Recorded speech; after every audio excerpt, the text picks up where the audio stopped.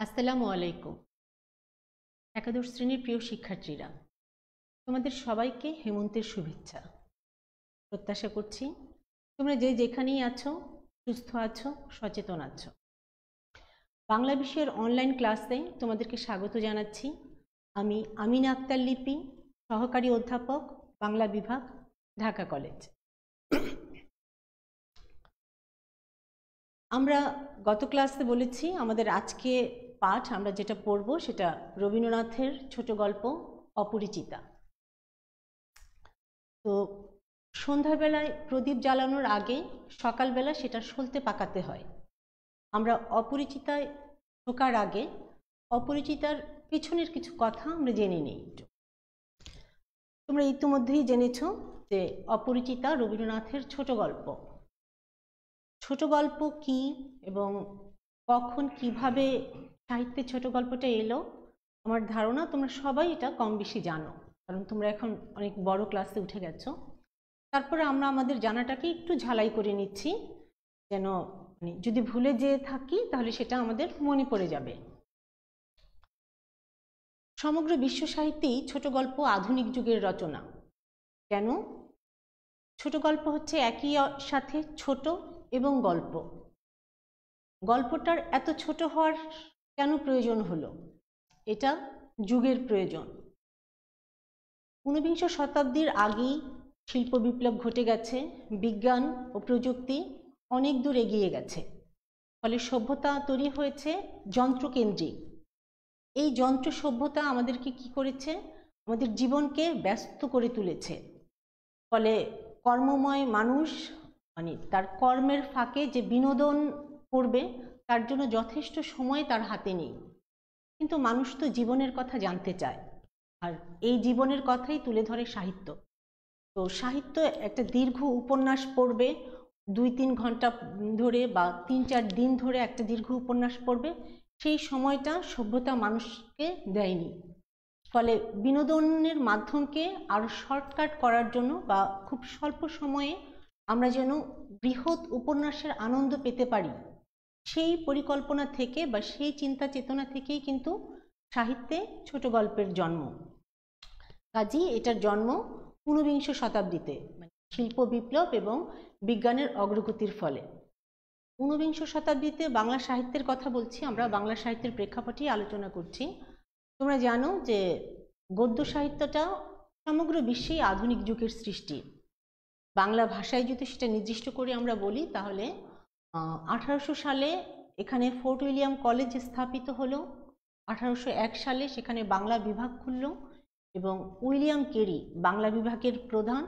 William Carey এবং তার তত্ত্বাবধানে যে বাঙালি পণ্ডিতরা ছিলেন তাদের নেতৃত্বে বাংলা ভাষার উপর, বাংলা গদ্যের উপর রচিত বইগুলোই বাংলা ভাষার বা বাংলা গদ্যের বিকাশে প্রথম পদক্ষেপ হিসেবে বিবেচনা করা হলো। এরপরে শ্রীরামপুর মিশন আছে, তারপরে আমাদের বিদ্যাসাগর আছেন, এদের প্রচেষ্টায় বাঙালি পণ্ডিতদের প্রচেষ্টায় বাংলা গদ্য একটা সাহিত্যিক রূপ পেতে শুরু করলো, বা যে কি বলে যে সাহিত্যের ভাষা হিসেবে প্রকাশ পেতে শুরু করলো। তো এই যে যেহেতু গল্পটা ছোট আকারে লিখতে হবে, তো সেই ক্ষেত্রে যে রসেরও কমতি পড়া যাবে না। তো ভাষাটাকে সেই জন্য সাবলীল, প্রাণবন্ত, সচ্ছল যদি না হয় তাহলে অল্প কথায় অনেক কিছু বোঝানো সম্ভব হবে না। তো যখন গদ্যটা, বাংলা গদ্য পরিস্ফুট একটা রূপ ধারণ করলো বা একটা কি বলে যে একটা বলিষ্ঠ রূপ ধারণ করলো, তখনই কিন্তু বাংলায় ছোট গল্পটা তার স্থান করে নিতে পারলো।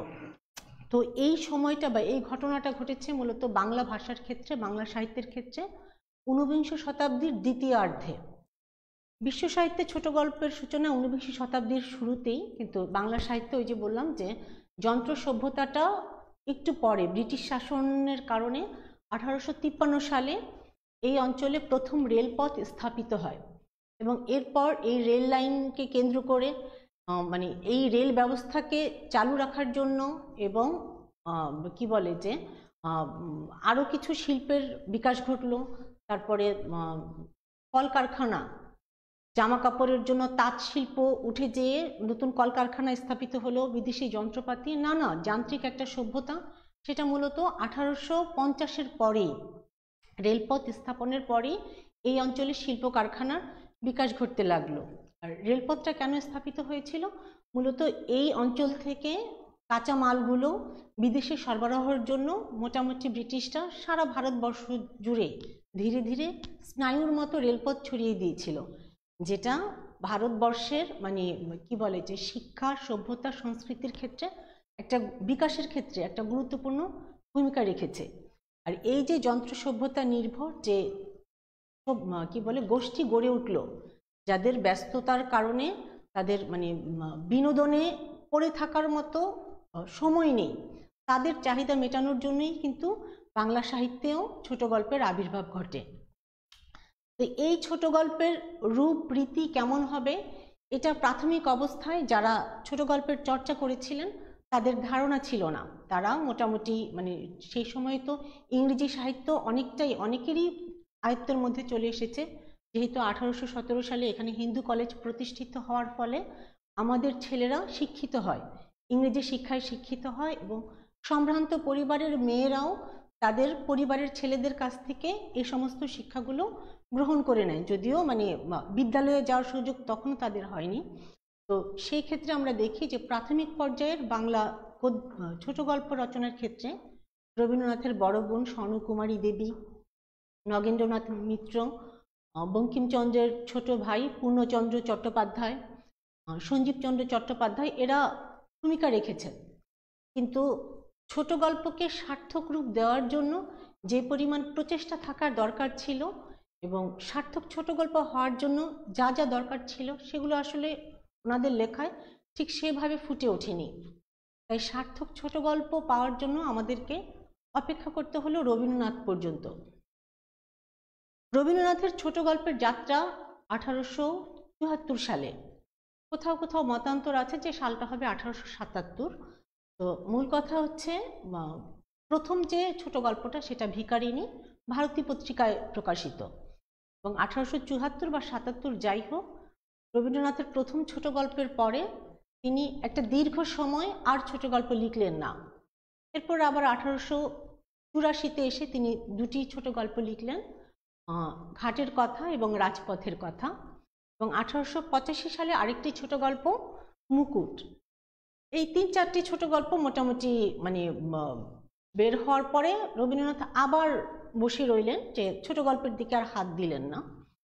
এরপরে 1890-91 সালের দিকে তিনি যখন পারিবারিক জমিদারি কার্য পরিচালনার জন্য এই বঙ্গে আসলেন, কুষ্টিয়ার শিলাইদহে অবস্থান করছিলেন, তখন কাজকর্মের বাহিরে মানে জমিদারি কার্য পরিচালনা শেষ করে তার হাতে অখণ্ড অবসর, আত্মীয় স্বজন নাই, বন্ধু বান্ধব নাই, মানে একেবারেই হচ্ছে নির্জনে আত্মীয় পরিজনবিহীন তার সময় কাটাতে হচ্ছে। সেই সময়টার তিনি সদ্ব্যবহার করলেন, কাজে লাগালেন। পদ্মার উপর যে তার বোট, সেই বোটে অবস্থান করে তিনি এই বঙ্গের প্রকৃতির শোভা দেখতে লাগলেন, মানুষের জীবনযাপন দেখতে লাগলেন, তাদের কর্মকাণ্ড, তাদের মানে দৈনন্দিন ক্রিয়া প্রতিক্রিয়া দেখতে লাগলেন, যেগুলো তার ভিতরে একটা অন্যরকম অনুভূতির সৃষ্টি করে। এবং তিনি তার সোনার তরী কাব্যগ্রন্থে সেই যে আমরা একটা কবিতার কথা উল্লেখ করেছি বর্ষাযাপন, সেইখানে তিনি তার ছোট গল্প রচনার প্রেক্ষাপটটা বর্ণনা করলেন, যে এই সঙ্গীহীন বন্ধু বান্ধবহীন অখণ্ড অবসরের মধ্যে তিনি কি করলেন, যে দৃশ্যগুলো তিনি দেখছিলেন সেই দৃশ্যগুলোই তার ভেতরে এমন একটা প্রভাব বিস্তার করছিল যেগুলোর মানে ঠিক তিনি কবিতায় লিখতে পারছিলেন না। তার মাধ্যম হিসেবে তিনি ছোট গল্পকেই বেছে নিলেন, এবং এই বেছে নেওয়ার ফলে বা এই চিন্তা থেকেই তিনি বাংলা সাহিত্যে মানে দীর্ঘ 10 বছর 84-85 পরে 5-6 বছর পরে তিনি যখন ছোট গল্পে লেখা শুরু করলেন কুষ্টিয়ার শিলাইদহে, সেই তার ছোট গল্প রচনা শুরু, এবং এরপরে তিনি আর পেছনে ফিরে তাকালেন না। 1891 থেকে 95 পর্যন্ত তিনি প্রায় 44টি গল্প লিখেছেন, এবং 1891 থেকে 1900 সাল পর্যন্ত প্রায় তার অর্ধশতাধিক গল্প, তার মানে তার মোট ছোট গল্পের সংখ্যা হচ্ছে 119টি, এবং তার অর্ধেকেরও বেশি এই বঙ্গে কুষ্টিয়ার শিলাইদহে রচিত হয়েছে।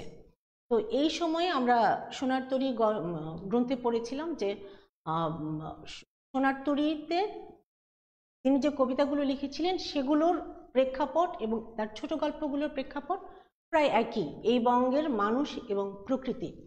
তো সেইখানে সোনার তরী কাব্যগ্রন্থের একটা কবিতায় তিনি দেখো ছোট গল্প কি হবে, কি হলে একটা গল্পকে আমরা ছোট গল্প বলবো সেটার তিনি সংজ্ঞা তুলে ধরেছেন।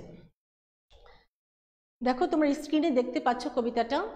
ছোট প্রাণ, ছোট ব্যথা, ছোট ছোট দুঃখ কথা, নিতান্তই সহজ সরল, সহস্র বিস্মৃতি রাশি প্রত্যহ যেতেছে ভাসি, তারই দু চারিটি অশ্রু জল। তার মানে ছোট গল্প যেহেতু ছোট আকারের গল্প, তার মানে উপন্যাসে যেমন জীবনের একটা বিস্তৃত বর্ণনার সুযোগ থাকে, ছোট গল্পে সেটা নেই। আমাদের জীবনে নানা ঘটনা ঘটে, সেই ঘটনাগুলোর মধ্যে থেকে তার যে কোনো একটা কি দুইটা ছোট গল্পের বিষয় হিসেবে গল্পকারকে নির্বাচন করতে হয়। দেখো বলছে ছোট ব্যথা, ছোট ছোট দুঃখ কথা, যেটি প্রত্যহ ভেসে যাচ্ছে আমাদের জীবনের, মানে নানা ঘটনার মধ্যে চলে যাচ্ছে, আমরা হয়তো অনেকগুলো ভুলেও যাচ্ছি, তার মধ্যে থেকে দুই একটি অশ্রুজল যেটা ছোট গল্পের বিষয় হতে পারে, সেটা আনন্দ অশ্রু হতে পারে, কষ্টের অশ্রুও হতে পারে, যেটা ছোট গল্পের বিষয় হিসেবে গল্পকার নির্বাচন করেন। আর কি কি থাকবে দেখো, নাহি বর্ণনার ছটা, ঘটনার ঘন ঘটা, নাহি তত্ত্ব নাহি উপদেশ। তার মানে ছোট গল্পকার যেহেতু অল্প কথায় পূর্ণাঙ্গ মানে জীবনের পরিপূর্ণ একটা স্বাদ তিনি দিবেন, উপন্যাসের স্বাদ দিবেন, মানে ছোট বলেই যে তাকে তার কোনো কিছু কমিয়ে বা এটা কি বলে যে আয়তন কমবে কিন্তু তার রস কমবে না।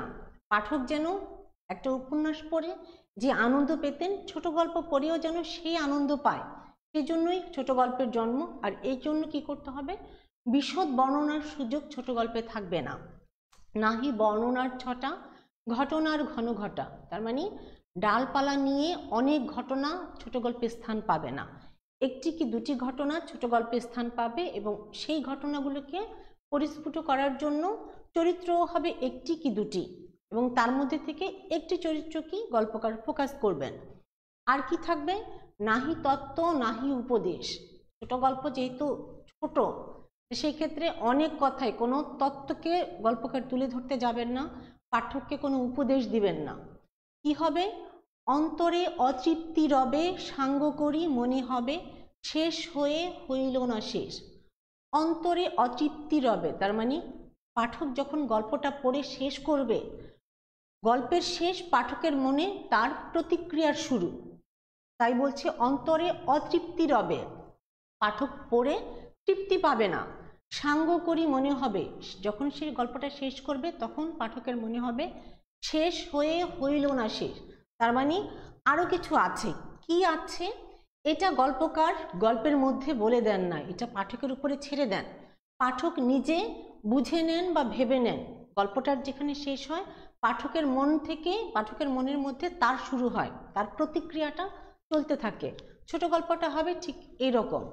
আরো কিছু ব্যাখ্যা আমরা ছোট গল্পের ক্ষেত্রে বলছি যে ছোট গল্পটা শুরু হবে একেবারেই প্রথম লাইন থেকে, যেহেতু বিস্তৃত বর্ণনার সুযোগ নাই, তাহলে মানে আমরা উপন্যাসের মধ্যে দেখি কি যে প্রকৃতির বর্ণনা বা ঘটনার বর্ণনা দিয়ে লেখক ধীরে ধীরে গল্পের মধ্যে প্রবেশ করেন, কিন্তু ছোট গল্প একদম প্রথম লাইন থেকে শুরু হবে এবং কি হবে যে বর্ণনাহীনভাবে লেখক অল্প কথায় তার বক্তব্যকে তুলে ধরবেন।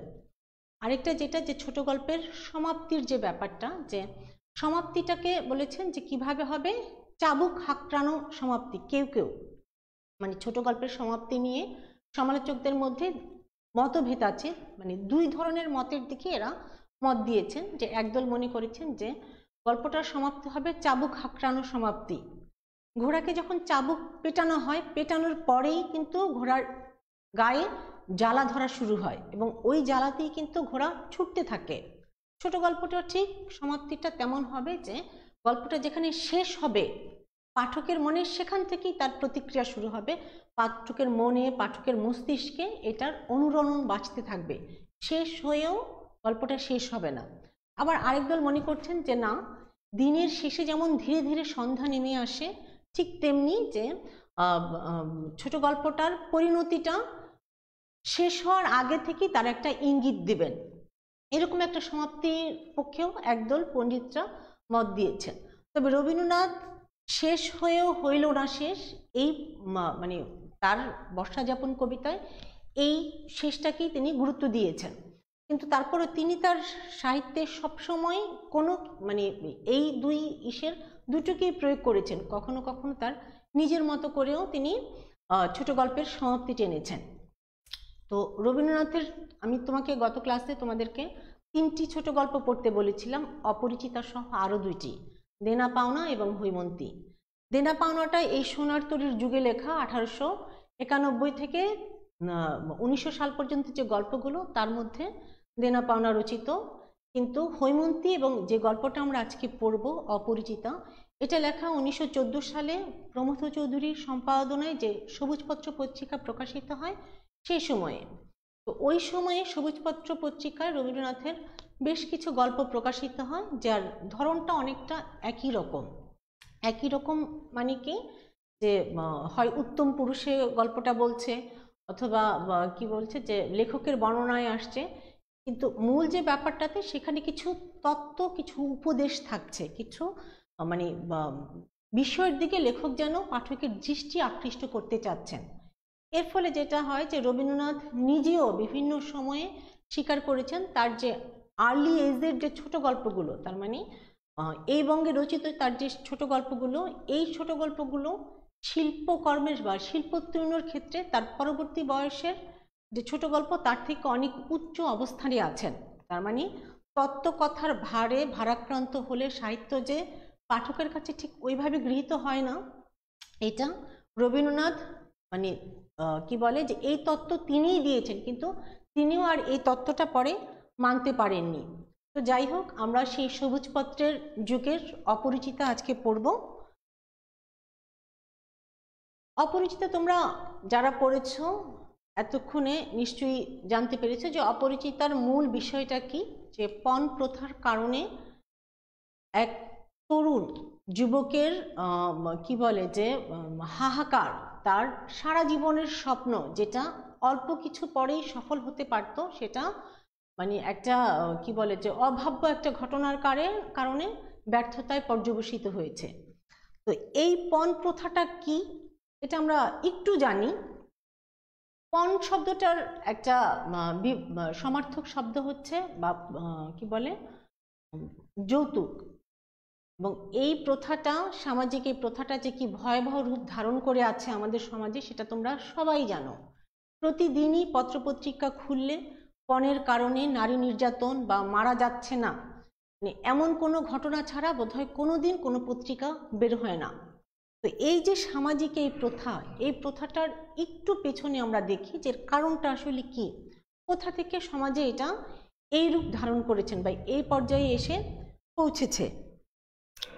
তো গবেষকদের গবেষণায় দেখা গেছে পণ প্রথাটার উদ্ভব আসলে প্রাচীন হিন্দু সমাজে, কিন্তু সেই সময়ে পণ প্রথাটা ছিল আসলে কন্যাপণ।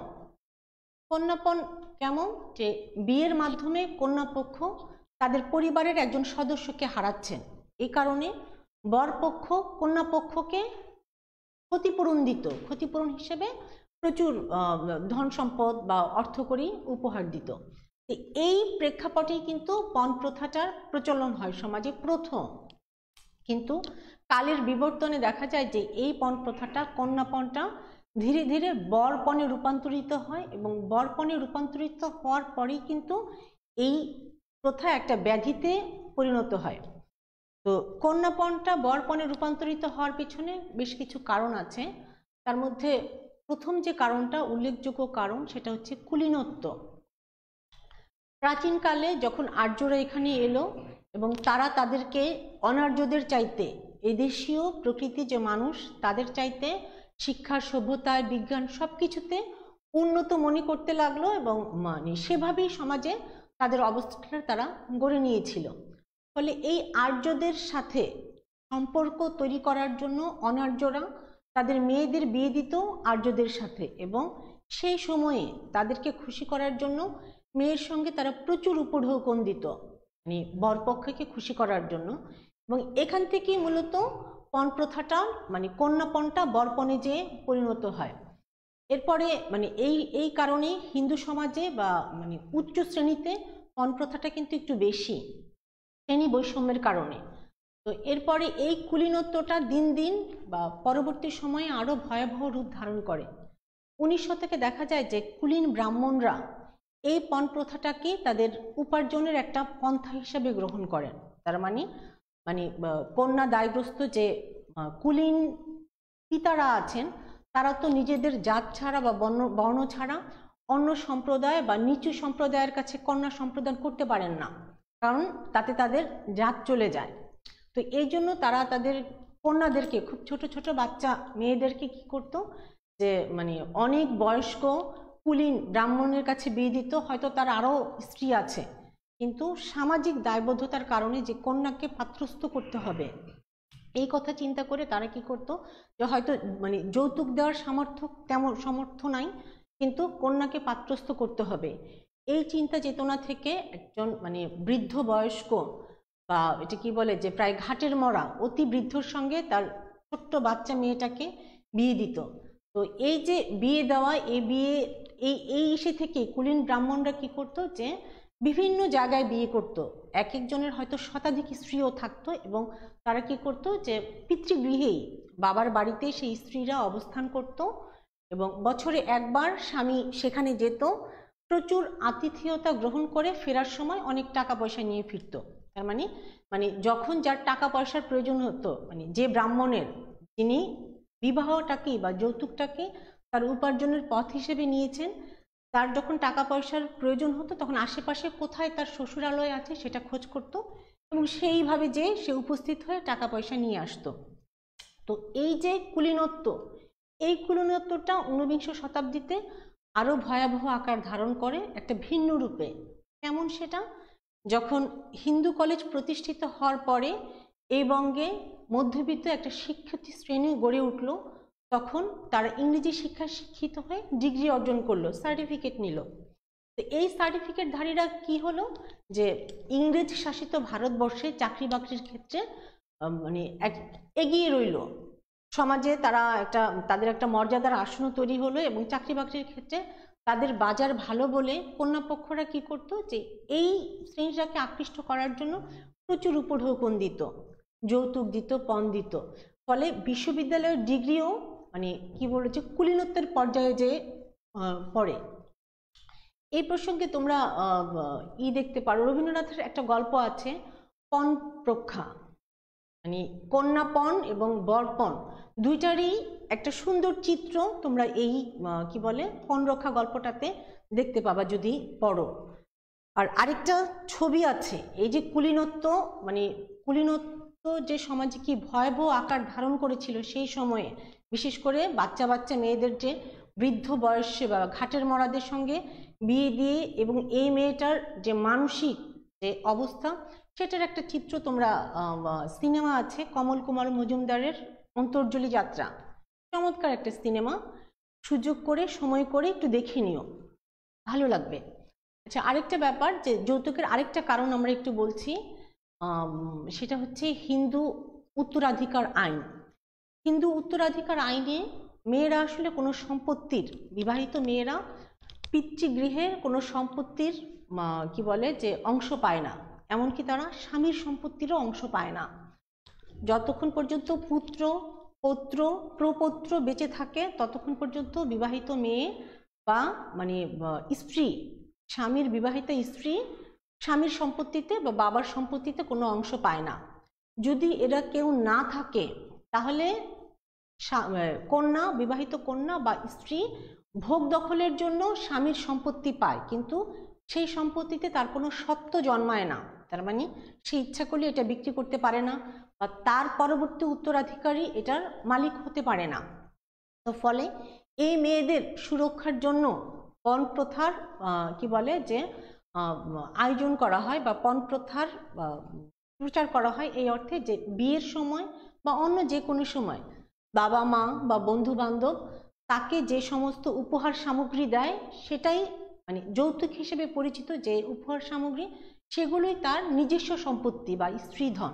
কেবলমাত্র এটার উপরই হচ্ছে তার মানে সত্ত্ব জন্মায়, অধিকার জন্মায়, এছাড়া অন্য কোনো সম্পত্তিতে তার কোনো সত্ত্ব জন্মায় না। তো এই অর্থেও কিন্তু বা এই দিক থেকেও কিন্তু হিন্দু সমাজে পণ প্রথাটা বা যৌতুকটা খুব গুরুত্বপূর্ণ হিসেবেই তারা দেখেছেন। কিন্তু এই পণ প্রথাটা কালে কালে কি ভয়াবহ রূপ ধারণ করেছে আমরা সেটা আমাদের বাস্তব পরিস্থিতিতে দেখতে পাচ্ছি। তো এই হচ্ছে আমাদের অপরিচিতা গল্পের প্রেক্ষাপট বা ছোট গল্প সম্পর্কে আমরা জানলাম, পণ প্রথা সম্পর্কে জানলাম। এবার চলো আমরা মূল গল্পটাতে প্রবেশ করি। রবীন্দ্রনাথ ঠাকুরের অপরিচিতা। অপরিচিতা শব্দটার অর্থ কি? অপরিচিত মানে হচ্ছে যাকে আমরা চিনি না, জানি না, আর তার সঙ্গে তা প্রত্যয় যুক্ত হয়ে শব্দটাকে স্ত্রীলিঙ্গে রূপান্তর করা হয়েছে। তার মানে লেখক এমন একজন নারীর কথা বলছেন যাকে চিনেন না বা জানেন না। অপরিচিতার মূল গল্পটা তোমরা একটু আগেই আমি বললাম, তোমরাও জেনেছো। তো পুরো গল্পটা তো আসলে আমাদের পক্ষে ক্লাসে পড়ানো সম্ভব না। আমি 4টা অংশ আছে তোমাদের, 1, 2, 3, 4 করে। আমি চেষ্টা করব প্রতিটা অংশ থেকে যে গুরুত্বপূর্ণ বাক্যগুলো আছে সেগুলো বিশ্লেষণ করতে। তোমরা গল্পটা পড়বে, পড়ার পরে যদি কোনো বাক্য বা শব্দে এখনো আর সমস্যা থাকবে না আমি আশা করছি। যদি কোনো বাক্যে তোমাদের সমস্যা থাকে তাহলে সেই বাক্যগুলো আমাকে লিখে পাঠালে আমি পরবর্তীতে সেগুলোর উত্তর দিতে পারবো। মানে আমি যেগুলো পড়াচ্ছি আমার ধারণা যে এরপরে হয়তো তোমাদের আর কোনো বাক্যের সমস্যা থাকার কথা না, কিন্তু তারপরেও যদি থাকে তাহলে তোমরা পড়ে সেটা আমাকে জানিও। আমি বাছাই করা বাক্যগুলোই পড়বো, তবে প্রথম প্যারাটা আমি একটু পড়ছি। দেখো, আজ আমার বয়স 27 মাত্র। এ জীবনটা না দৈর্ঘ্যের হিসাবে বড় না গুণের হিসাবে, তবু ইহার একটু বিশেষ মূল্য আছে। কি ধরনের মূল্য? দেখো, ইহা সেই ফুলের মতো যাহার বুকের উপর ভ্রমর আসিয়া বসিয়াছিল এবং সেই পদক্ষেপের ইতিহাস তাহার জীবনের মাঝখানে ফলের মতো গুটি ধরিয়া উঠিয়াছে। দেখো, গল্প কথক, তোমরা যারা গল্পটা পড়েছো ইতিমধ্যে তার নাম জানো। আমি এখনই নাম বলছি না, যখন আমরা পড়তে পড়তে তার নাম আসবে তখনই আমরা নামটা ব্যবহার করব। তো গল্প কথক তার জীবনের 27 বছরে এসে তার জীবনের কোনো একটা ঘটনা, যেহেতু ছোট গল্পে আমাদের সমগ্র জীবন জানার সুযোগ নাই, তো কোনো একটা ঘটনা পাঠকের কাছে তুলে ধরছেন। বলছেন কি তার জীবনটা মানে দৈর্ঘ্য হিসেবে খুব বেশি না। রবীন্দ্রনাথ যখন এই গল্পটা লিখছেন তখন তার বয়স 50 ঊর্ধ্ব। গল্পটা যার গল্প লিখছেন তার বয়স 27 বছর, মানে রবীন্দ্রনাথের অর্ধেক বছর বয়সে। দৈর্ঘ্যের হিসাবে যেমন এটা বড় না, গুণের হিসাবেও বড় না। তার মানে তার মধ্যে এমন কোনো গুণ নাই যেটা উল্লেখ করা যায়, বা ছোট গুণ দিয়েও মানুষ কি করে যে মানে কোনো গুণ দিয়ে হলেও ছোট হলেও সে মানুষের দৃষ্টি আকৃষ্ট করতে পারে বা বড় হয়ে উঠতে পারে। সেটাই বলছে যে জীবনটা দৈর্ঘ্যের হিসাবে বা গুণের হিসাবে কোনো হিসাবেই বড় না, কিন্তু তারপরেও তার একটা বিশেষ মূল্য আছে। মূল্যটা কি? দেখো, ইহা সেই ফুলের মতো যাহার বুকের উপর ভ্রমর আসিয়া বসিয়াছিল এবং সেই পদক্ষেপের ইতিহাস তাহার জীবনের মাঝখানে ফলের মতো গুটি ধরিয়া উঠিয়াছে। ভ্রমর বা কীটপতঙ্গ কি করে যে ফুলের উপর বসে ফুলের মানে উদ্ভিদের বংশ বিস্তারে সাহায্য করে, কিন্তু গল্পকথক বলছেন যে তার জীবনটা বিস্তৃত হতে পারত, সেই হওয়ার ঘটনাটা ঘটেছিল, কিন্তু ঘটার পরে কি হয়েছে দেখো, ইতিহাস তাহার জীবনের মাঝখানে ফলের মতো গুটি ধরে উঠেছে।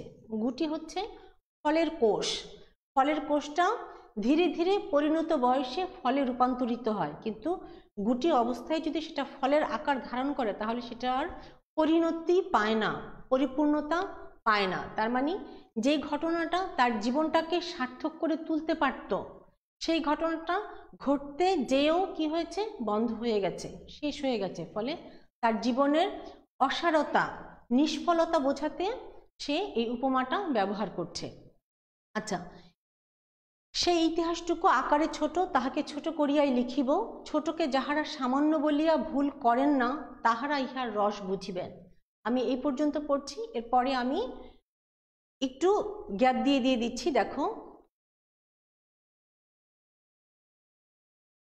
তবু ইহার একটি বিশেষ মূল্য আছে, যেটা বললাম, ছোটকে যাহারা সামান্য বলিয়া ভুল করেন না তাহারা ইহার রস বুঝিবেন। তার মানে ছোট হলেই যে সেটা সামান্য না, তার ইতিহাস বা উদাহরণ ইতিহাসে বহু আছে। যেমন আমরা বলছি ছোট গল্প, ছোট গল্প মানেই কিন্তু মানে তুচ্ছ কিছু না, বরং বড় গল্পের সম্পূর্ণ স্বাদ নিয়েই কিন্তু ছোট গল্প রচিত। কবি সুকান্ত ভট্টাচার্য খুব অল্প বয়সে মারা গেছেন, কিন্তু যেটুকু সময় তিনি বেঁচে ছিলেন মানুষের মাঝে বেঁচে থাকার জন্য, সেই সময় তিনি অনেক কিছু করেছেন। লটকন ফল, ফল হিসেবে খুব ছোট, কিন্তু ফলের ক্ষেত্রে বা ফলের রাজ্যে তার গুরুত্ব কিন্তু কম না। কাজেই ছোটকে ছোট বলে তুচ্ছ করলে হয়তো তার ভিতরের যে মহত্ব আছে বা উদারতা আছে সেটাকে উপলব্ধি করতে আমরা ব্যর্থ হব। এরপরে দেখো, আমরা যে ধনী একথা তিনিও ভুলেন না, আমাকেও ভুলিতে দেন না।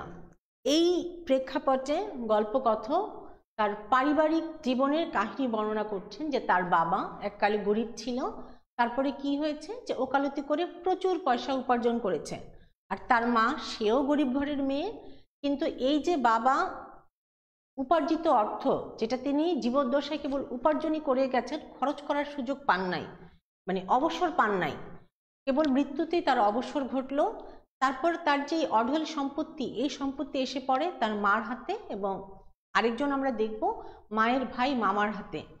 তো এই যে ধনী, এই হঠাৎ প্রাপ্ত ধনের কারণে তার মধ্যে যে অহংকার জন্ম নিয়েছে, সেটাকে ব্যঙ্গ করে এবং অন্যকে তুচ্ছ তাচ্ছিল্য করার যে একটা মনোভাব জন্ম নিয়েছে, সেটাকে ব্যঙ্গ করে লেখক বলছেন, আমরা যে ধনী একথা তিনিও ভোলেন না, আমাকেও ভুলিতে দেন না। তার মানে হচ্ছে তার পোশাক পরিচ্ছদ, আচার আচরণে সবসময় এমন একটা জবরজং ভাব, এমন একটা উন্নাসিক ভাব, মানে মানুষ সে যে ধনী এটার চাইতে সে যে একসময় গরিব ছিল, এটার প্রকাশটাই যেন প্রকট হয়ে ওঠে। তাহাকে না খুঁড়িয়া এখানকার এক গণ্ডূষও রস পাইবার জো নাই। যারা পড়েছ তারা ইতিমধ্যে জানো যে গল্পকথক তার মামা সম্পর্কে বলছেন। যখন তার বাবা মারা গেছেন, তখন তার মামাই হয়ে ওঠেন তার সংসারের সর্বময় কর্তা। যদিও মামা গল্পকথকের চাইতে বছরে মানে 6 বছরের বড়, কিন্তু তারপরেও তাদের সমস্ত সংসারটাকে সে তার নখদর্পণে রেখেছেন। তাহাকে না খুঁড়িয়ে এক গণ্ডূষ মানে হচ্ছে এক আজলা জল। এটা কি বলছে যে একটু দেখো, একটা নদীর নাম বলছে, এটা কি বলে, ফল্গু নদী। এই নদীটার একটু বিশেষত্ব আছে, এটা ভারতের গয়া অঞ্চলে প্রবাহিত একটি নদী। নদীটার উপরের অংশে বালুময়। দেখো আমার প্রথম ছবিতে নদীটার চিত্র দেখা যাচ্ছে, যে নদীর উপরে মানুষ বসে আছে, দাঁড়িয়ে আছে, আর পাশে আমি একটু খোঁড়া অবস্থায় বা প্রবাহিত জল প্রবাহিত নদীটার চিত্র দিয়েছি। এই নদীটা প্রথম চিত্রে, নদীটাকে যদি খোঁড়ো তাহলে তার ভিতর দিয়ে এর যে পানি প্রবাহিত হচ্ছে সেটা পাওয়া যাবে। গল্পকথক এই ফল্গু নদীর উদাহরণটা দিয়েছে, যে তার মামা, যে তার পুরো সংসারটাকে, তার মা এবং মামা মানে ছেলে এবং মা ছেলের যে সংসারটা, সেটা পুরো সংসারটা তার মামা তার হাতের মধ্যে এমনভাবে নিয়েছেন যে এই সংসারের ভালো মন্দ, মানে কোথায় কি হবে না হবে, এটা সমস্ত কিছুর সর্বময় কর্তা হচ্ছে তার মামা।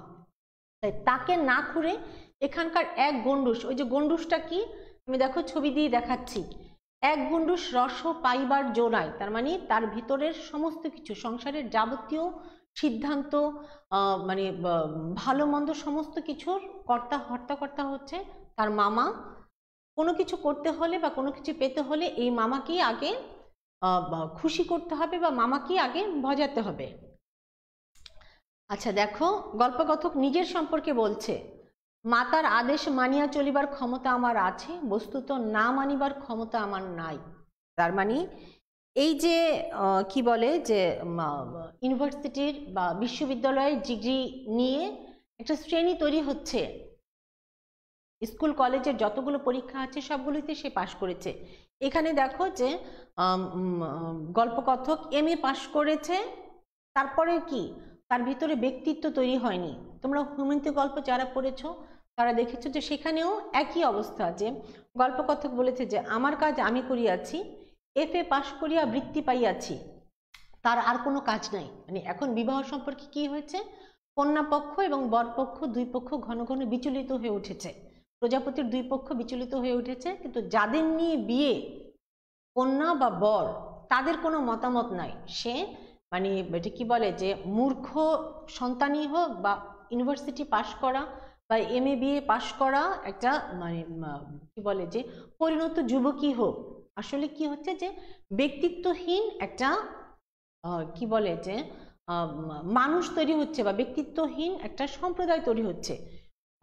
কি বলে অপূর্বরও যেমন কোনো ব্যক্তিত্ব ছিল না, আমাদের এই গল্পকথকেরও কোনো ব্যক্তিত্ব নাই, কোনো কিছুতে সে মা যা বলে তাই, সেটা ভালো বলুক মন্দ বলুক, সেটার বিপক্ষে যে কিছু বলবে সেই বলিষ্ঠ কণ্ঠ তার নেই।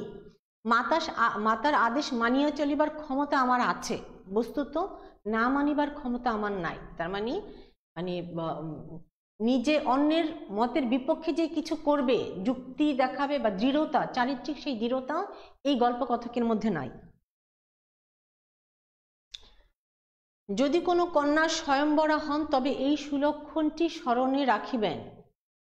দেখো, স্বয়ম্বরা হচ্ছে প্রাচীন সমাজের একটা বিবাহ পদ্ধতি যেখানে কন্যা নিজে বর নির্বাচন করেন। আমি পুরাণের একটা ছবি এখানে তুলে ধরেছি, যেখানে এটা কি হয় যে মানে কন্যা যদি সম্ভ্রান্ত হয়, কোনো রাজার কন্যা হয়, তাহলে কি হয় যে ঢেরা পিটিয়ে দেওয়া হয় যে অমুক রাজকন্যার বিয়ের জন্য স্বয়ম্বর সভার আয়োজন করা হয়। এখানে বিভিন্ন দেশের রাজপুত্ররা আসে এবং কন্যায় যার গলায় মালা দেয় সেই হচ্ছে তার স্বামী হিসেবে পরবর্তীতে বিবাহ কার্যে অংশগ্রহণ করে। তো বলছে যদি কোনো কন্যা স্বয়ম্বরা হন তবে এই সুলক্ষণটি স্মরণ রাখিবেন। তার মানে গল্পকথক নিজের সম্পর্কে যে বলছে যে মায়ের আদেশ যে মেনে চলতে পারে সে তো বউয়ের আদেশও মেনে চলতে পারবে, এরকম ব্যক্তিত্ব নিয়েই সে তৈরি হচ্ছে এবং নিজেকে বলছে কি যে অন্তঃপুরের মতো করেই সে মানুষ হচ্ছে।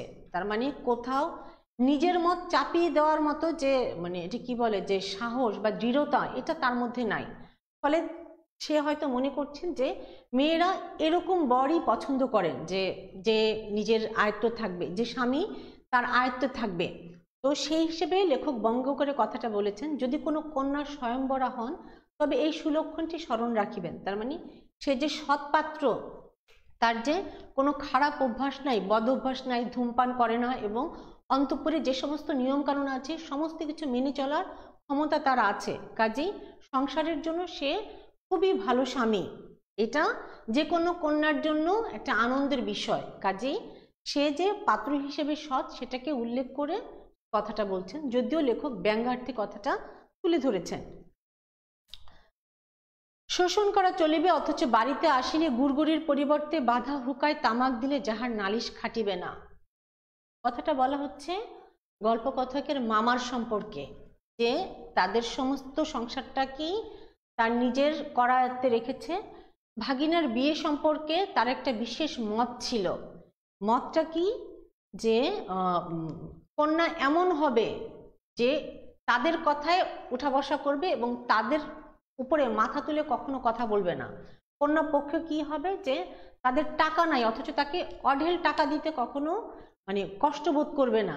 আরো কি হবে, ইচ্ছে মতো তাকে শোষণ করা চলবে। তার মানে যেমন ইচ্ছে তাদের সঙ্গে ব্যবহার করতে পারবে, তাদের প্রতি আত্মীয়তার সম্মানটুকু না দিলেও কোনো সমস্যা হবে না। সেই হিসেবে বলছে দেখো, বাড়িতে আসিলে গুড়গুড়ির পরিবর্তে বাধা হুকায়। প্রথম যে চিত্রটা সেটা হচ্ছে গুড়গুড়ি, ধূপপানের একটা যন্ত্র যেটা সম্ভ্রান্ত পরিবারগুলোতে ব্যবহার করা হয়। গুড়গুড়ির পরিবর্তে বাধা হুকায়। পরের যেটা দেখছো সেটা নারকেলের খোল দিয়ে তৈরি, গ্রামাঞ্চলের খুব সাধারণ কর্মজীবী মানুষরা ধূমপানের জন্য ব্যবহার করে। এটাকে বলছে বাধা হুকায় তামাক দিলে নালিশ খাটিবে না। তার মানে এমন পাত্র বা এমন পাত্রী তিনি মানে সে তার ভাগিনার জন্য নিয়ে আসবেন যে যার বাবার টাকা আছে, সে তাকে টাকাও দিবে কিন্তু তার সংসারে মাথা নিচু করে চলবে, কখনো মানে গলা উঁচু করে কথা বলবে না। কন্যা তো নয়ই, কন্যা পক্ষও না, তার কন্যার বাবাও না, এবং তার সঙ্গে যেভাবে ইচ্ছে সেভাবে আচরণ করবে। মানে এটা কি বলে যে যথাযথ সম্মান প্রদর্শন না করলেও সে গলা তুলে প্রতিবাদ করবে না, এমন বিহাই তার পছন্দ। আচ্ছা, একে তো বরের হাট মহার্ঘ, তাহার পরে ধনুক ভাঙা পণ। কি প্রসঙ্গে বলছে? কন্যা পক্ষের আর্থিক অবস্থা সম্পর্কে বলছে। তো আমরা দেখছি যে বিবাহ সম্পর্কে মামার মতের পরে গল্পকথক যে তার বন্ধু হরিশ যে কানপুরে থাকে, সে তার এই বিবাহযোগ্যা বন্ধুর জন্য একটা কন্যা নিয়ে এসেছে, কন্যার সংবাদ নিয়ে এসেছে, যার অবস্থা কি মানে মামা যেমন চাচ্ছে ঠিক তেমনই, কেমন যে তাদের এক সময় অনেক টাকা ছিল, সম্ভ্রান্ত বংশে অনেক টাকা ছিল, কিন্তু এখন সেটা মানে প্রায় তলায় এসে ঠেকেছে। ফলে নিজের দেশে বা নিজের অঞ্চলে মান সম্মান রক্ষা করে জীবনযাপন সম্ভব না বলেই তারা দূরে এসে কানপুরে বসবাস করছে এবং তার একটা মাত্র মেয়ে, তাকে পাত্রস্থ করার জন্য উপযুক্ত পাত্র খুঁজছে, কিন্তু উপযুক্ত পাত্র পাচ্ছে না। কি কারণে? তার একটা উল্লেখ মানে কারণ বলছে, একে তো বরের হাট মহার্ঘ। এই যে আমরা বললাম মহার্ঘ মানে হচ্ছে মহামূল্য, অনেক দাম। তার মানে এই যে কুলীনত্ব, আমরা বলছি যে বিশ্ববিদ্যালয়ের ডিগ্রিটাও কুলীনত্বের পর্যায়ে যে পৌঁছেছিল ঊনবিংশ শতাব্দীতে। ফলে MA BA পাশ করা যে ছেলেগুলো, যার ডিগ্রি যত বেশি, যেহেতু সামাজিক মর্যাদা তার বেশি, বিয়ের ক্ষেত্রে তার পণের মানে অঙ্কটাও তত উপরে। সেজন্য এই মানে পরিবার তার কন্যার জন্য উপযুক্ত পাত্র পাচ্ছিলেন না। কেন? বরের হাট মহার্ঘ। তারপরে ধনুক ভাঙা পণ। ধনুক ভাঙা পণ শব্দটা এসেছে রামায়ণ থেকে। রামায়ণের আমি তোমাদের বলেছি যে সাহিত্যগুলো পড়তে হবে, বিশেষ করে ক্লাসিক যে সাহিত্যগুলো, বিশ্ব সাহিত্য পড়ে আগে আমাদের সাহিত্যগুলো পড়ো। রামায়ণ মহাভারতটা পড়লে তুমি বাংলা সাহিত্যের অনেক কিছু মানে জেনে রাখতে পারবে আগে থেকেই, অনেক মানে এগিয়ে থাকলে। এই ধনুক ভাঙা শব্দটা এসেছে রামের বিবাহের পূর্বে জনক রাজা তার কন্যা সীতার জন্য যখন উপযুক্ত পাত্র নির্বাচন করতে চাইলেন, যে কিভাবে উপযুক্ত পাত্র নির্বাচন করবেন, তখন মহাদেবের পক্ষ থেকে তার ধনুক নিয়ে জনক রাজাকে দেওয়া হয় যে এই ধনুকে যে পড়াতে পারবে বা গুণ পড়াতে পারবে সেই হবে সীতার উপযুক্ত বর। মানে সীতার জন্য উপযুক্ত বর নির্বাচনের জন্য হরের ধনুক জনক রাজার ঘরে পাঠানো হয়, দেবতালয় থেকে, দেবতাদের পক্ষ থেকে পাঠানো হয়। তো এই ধনুকে মানে পৃথিবীর বিভিন্ন, যেহেতু সীতা লক্ষ্মীর অবতার ছিলেন, তো মানে রূপে গুণে সব দিক থেকে অতুলনীয় ছিল। ফলে কি হয় যে মানে তাকে বিয়ে করার জন্য বিভিন্ন জায়গা থেকে মানুষ আসে, পাত্র পক্ষ আসে, কিন্তু কেউ ওই হরের ধনু তুলতেই পারে না।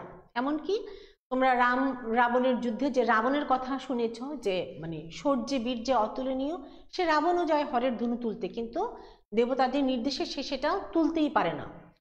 কিন্তু যখন রাম যায়, রামের বয়স তখন 12 বৎসর, মানে তারও কম, সেই ছোট্ট বাচ্চা যখন যায় হরের ধনু তুলতে, এবং সে খুব সহজেই ধনুকটা তুলে তাতে গুণ পরিয়ে ফেলে। তার মানে রাম ছাড়া কারো পক্ষে সেই ধনুকটা তোলা সম্ভব না। এখানে কি প্রসঙ্গে লেখক শব্দটা ব্যবহার করেছেন? বরের যে মহার্ঘ, মানে এত দাম, যে কন্যাকে পাত্রস্থ করবেন, ভালো পাত্র, যে যত ভালো, যার যত বড় ডিগ্রি, তার দাম তত বেশি, এবং সেই দাম থেকে মানে ওই জায়গায় না পৌঁছানো পর্যন্ত একটুকু কম বেশি নাই, মানে কোনো দেন দরবারের সুযোগ নাই। আমরা যেমন বাজারে যে, যদিও তারা হাটেই বসেছেন, যে মানে যে যত দাম দিবে, নিলামে উঠেছে, কিন্তু কম বেশি হওয়ার কোনো সুযোগ নাই। যে দামটা নির্ধারণ করেছে সেই দাম যে দিতে পারবে, তার কন্যাকেই সে গ্রহণ করবে। এই জন্য বলছে যে একে তো বরের হাট মহার্ঘ, তাহার পরে ধনুক ভাঙা পণ। তো ধনুকটা যে তুলতে পারবে, যে বরের উপযুক্ত পণ দিতে পারবে, বর তার কন্যাকেই গ্রহণ করবে। আচ্ছা, তিনি এমন বেহাই চান যাহার টাকা নাই, অথচ যে টাকা দিতে কসুর করিবে না। বিবাহ সম্বন্ধে মামার মত। এই মানে লাইনগুলো তোমাদের অনুধাবনমূলক প্রশ্নের জন্য আসে। কখনো কখনো এই প্রশ্নটা আসে যে বিবাহ সম্বন্ধে গল্পকথকের মামার মতটি কি ছিল। তা আমি একটু আগেই সেটা ব্যাখ্যা করেছি, যে তিনি এমন বেহাই চান যিনি মানে কি বলে, যে তাদের চাইতে ছোট ঘরের হবে, কিন্তু টাকা পয়সা দিতে কার্পণ্য করবেন না। তিনি এমন বেহাই চান যার টাকা নাই, অথচ যে টাকা দিতে কসুর করবে না। আচ্ছা, এরপরে যাই। সুতরাং তাহারই পশ্চাতে লক্ষ্মীর ঘরটি একেবারে উপর করিয়া দিতে দ্বিধা হইবে না। এটা হচ্ছে লক্ষ্মীর ঘট। হিন্দু সম্প্রদায়ে যখন লক্ষ্মী পূজা হয়, মানে হিন্দু সম্প্রদায়ের যারা আছো তারা আমাকে আমার চাইতে ভালো জানো যে এইখানে এটা কি বলে যে মানে এই ঘটে প্রতিদিন বোধহয় যে কিছু কিছু করে সঞ্চয় করে রাখা হয়, সঞ্চয়ের জন্য রাখা হয়। এই যে দেখো আরেকটা চিত্র আমরা দিচ্ছি, লক্ষ্মীর ঘট, মানে কি বলে যে সংসারের সঞ্চয়ের একটা জায়গা বা একটা উপকরণ। তাহারই পশ্চাতে লক্ষ্মীর ঘরটি একেবারে উপর করিয়া দিতে দ্বিধা হইবে না। প্রসঙ্গটি বলা হচ্ছে যে যে কন্যার সম্বন্ধ হরিশ নিয়ে এসেছে তার পিতা সম্পর্কে বলা হচ্ছে, পিতা শম্ভুনাথ সেন, যিনি কানপুরে ডাক্তার এবং এককালে তাদের মানে যে অর্থকড়ি ছিল এখন সেটা একদমই তলায় এসে ঠেকলেও যতটুকুই আছে সেটাকে মানে উপমিত করছে কি লক্ষ্মীর ঘট হিসাবে, যেটাকে মানে সংসারের সঞ্চয়, তার পরিবারের সঞ্চয় হিসেবে আছে। এবং যেহেতু সংসারে তার একটি মাত্র কন্যাই, তো ভদ্রলোক কার জন্য সেই ধন সঞ্চয় করে রাখবে বা মানে নিজের কাছে রেখে দিবেন? কন্যা যেটা আছেন তার খুব কাছে, তার পিছনে সমস্ত কিছু তিনি উপর করে দিয়ে দিবেন। তার মানে অর্থ সম্পদ যা আছে তার সবটাই এই কন্যাই পাবে। সেই প্রলোভন দেখানোর ক্ষেত্রে বলছে যে সুতরাং তাহারই পশ্চাতে লক্ষ্মীর ঘট একেবারে উপর করিয়া দিতে দ্বিধা হইবে না। এখানে আরেকটু আমি ঘটনাটা বলে নিই যে মেয়ের বয়স কিন্তু বেশি ছিল, কন্যার বয়স ছিল 15, কিন্তু মানে তার মামা আমতা আমতা করছিল কেন যে এত বয়স, আমি এর আগের ক্লাসে বলেছি যে সেই সময় মেয়েদের বিয়ে হতো 8 থেকে 10 বছরের মধ্যে। তো 15 বছরের একটা মেয়ে কেন এখনো বিয়ে হয় নাই? মামা প্রথমে ভেবেছে যে তাদের কি বংশের কোনো দোষ আছে কিনা, কিন্তু কারণটা তো বললোই যে মানে উপযুক্ত পাত্র পাচ্ছিল না বলেই বিয়ে দেওয়া হয়নি। মানে যে টাকা আছে সে টাকা মানে যৌতুকের সঙ্গে সামর্থ্যর সঙ্গে উপযুক্ত বর না পাওয়ার কারণে মেয়ের বয়স বেড়ে গেছে, পাত্রস্থ করা হয়নি। তো যখন মানে হরিশের রসিক মানুষ হরিশ, তার কথার রসে যখন মামার মন ভিজে গেছে তখন সে কি হয় যে মানে এই পাত্রী দেখতে যেতে রাজি হয় বা এখানে সম্বন্ধ করতে রাজি হয়। এবং এই কি বলে যে সম্বন্ধ নিয়ে তাকে পাঠানো হয় গল্পকথকের পিস্তুত ভাই বিনু দাদাকে, যে মানে স্বল্পভাষী কিন্তু মানে খুব যার বিচার বুদ্ধির উপরে আস্থা রাখা যায়, ভরসা রাখা যায়। সে এসে যখন বলে যে কন্যা ঠিক আছে মানে চলনসই, তখন পরিবারের সবার পক্ষ থেকে যে মত হয় যে এই কন্যাকে বিয়ে করে আনা যায়। এখানে একটু দেখো, আমার ভাগ্যে প্রজাপতির সঙ্গে পঞ্চস্বরের কোনো বিরোধ নাই, এটি একটু ব্যাখ্যা করছি। এটা হচ্ছে প্রজাপতি, যে হিন্দু সমাজে বিয়ের দেবতা হিসেবে পরিচিত, আর এ হচ্ছে পঞ্চস্বর, যার আরেক নাম হচ্ছে মদন। তো ইনি হচ্ছেন প্রেমের দেবতা হিসেবে পরিচিত। মদন প্রেমের দেবতা, পঞ্চস্বর বিয়ের দেবতা। যখন গল্পকথক MA পাশ করে বসে আছে, তার অন্য কোনো কাজ নাই, যেহেতু সংসারের কোনো দায় দায়িত্ব নাই, টাকা পয়সা উপার্জনের কোনো চিন্তা নাই, তারপরে কি চাকরি করারও কোনো ধান্দা নাই, কারোর জন্য কোনো মানে সুপারিশও নাই, কোনো কিছু নাই, মানে অখণ্ড কর্মহীন, অখণ্ড আনন্দহীন অবসর। এবং তখন কি হয় যে তার বন্ধু এসে যখন পাত্রীর খবর দেয় তখন তার ভিতরে কি হয় যে পাত্রী সম্পর্কে একটা মানে কল্পনা, যেহেতু তার তখন তরুণ বয়স এবং মানে কাজ নেই, অখণ্ড অবসর, তখন সে কি করে যে সে মেয়ের কল্পনা নিজের ভিতরে মানে তৈরি হতে থাকে, তার একটা মানসিক মূর্তি গড়ে সে নিজেই তার সঙ্গে বা একটা সম্পর্কে স্থাপন করে নেয়, একটা প্রেমের সম্পর্ক নিজের ভিতরে, যে কন্যার যে রূপ গড়ে তোলে সেই রূপেরই সে প্রেমে পড়ে যায়। এবং তাকেই যখন বিয়ের জন্য পাঠানো হয়, মানে সম্বন্ধের জন্য পাঠানো হয়, এবং তার দাদা এসেও বলে যে না ঠিক আছে মেয়ে চলনসই, তখন তার মনে হয় যে সে যাকে ভালোবেসেছে তাকে তার সাংসারিক জীবনের, দাম্পত্য জীবনের সঙ্গী হিসেবে পাওয়ার ক্ষেত্রে কোনো বাধা আর রইল না। মানে মূল বাধা যেহেতু মামা ছিল, সেই বাধাও যখন অপসৃত হলো, তাহলে সে যাকে ভালোবেসেছে তাকে তার জীবন সঙ্গিনী হিসেবে পাওয়ার ক্ষেত্রে আর কোনো বাধা রইল না। সেই বিষয়টা বোঝাতে বলছে কি আমার ভাগ্যে প্রজাপতির সঙ্গে পঞ্চস্বরের কোনো বিরোধ নেই। তো এটা হচ্ছে আমাদের অপরিচিতার প্রথম অংশ। আমরা আজকে এ পর্যন্তই থাকবো। নেক্সট ক্লাসে তোমরা যারা এখনো পর্যন্ত অপরিচিতা পড়ো নাই বা গল্পগুলো পড়োনি, আমি আশা করছি তোমরা পড়ে ফেলবে। এবং নেক্সট ক্লাসে, আজকের ক্লাসে যদি কারো কোনো সমস্যা থাকে বা কোনো আমার মানে বর্ণনার বাহিরেও কোনো বাক্য যদি থেকে থাকে, যে বাক্যগুলো তোমরা বোঝোনি বা কোথাও তোমাদের কোনো সমস্যা আছে, তাহলে আমাকে জানালে আমি সেগুলোর উত্তর পরবর্তী ক্লাসে দিতে পারবো। তোমরা সবাই ভালো থেকো, সুস্থ থেকো এবং পড়াশোনার সঙ্গে থেকো। ধন্যবাদ সবাইকে।